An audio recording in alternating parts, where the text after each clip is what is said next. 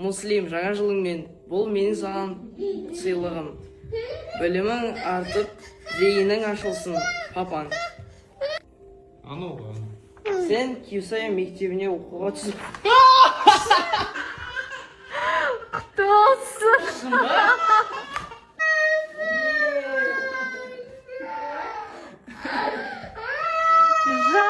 Жаным.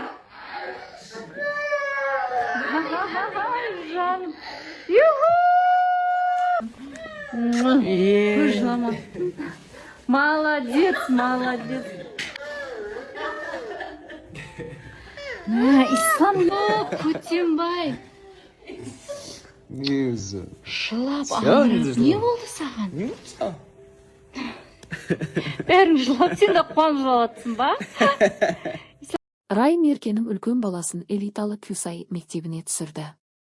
Ерке өз стористерінде Муслим жазғы демалыстарда Англия, Америкаға барып оқып келгені естеріңізде ғой, иә.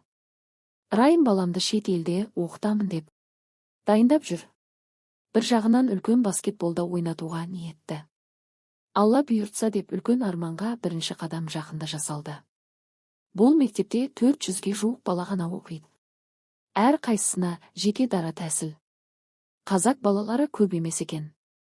Жапон, Корея, ағылшын тағы басқа елдің балалары көп екен. Ұстаздар да ағылшындар.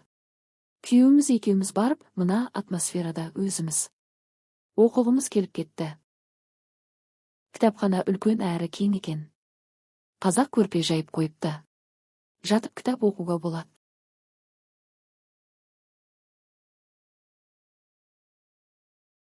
Баскет ойнайтын корт. Муслим. Сабақтармен бірге баскетболды қатар алып жүр. Таңғы 7-де кеткеннен кешкі 7-де үйге бірақ келеді. Сабаққа жаңа MacBook алынды. Мектеп форма жоқ. Еркін киіне береді деп ерке оқырмандарымен қуанышты жаңалығын бөлісті. Түсір бізді, Ислам, түсір бізді.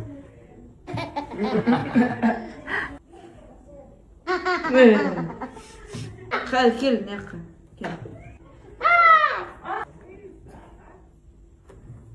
Енді сабақтың бәрін осымен оқисың, е? Иә.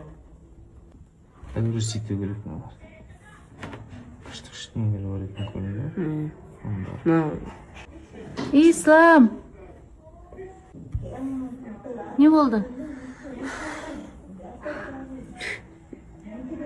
Ойбай. Ана қара еркелеп ренжіп қалды. Опай ренжіп қалды. Опай.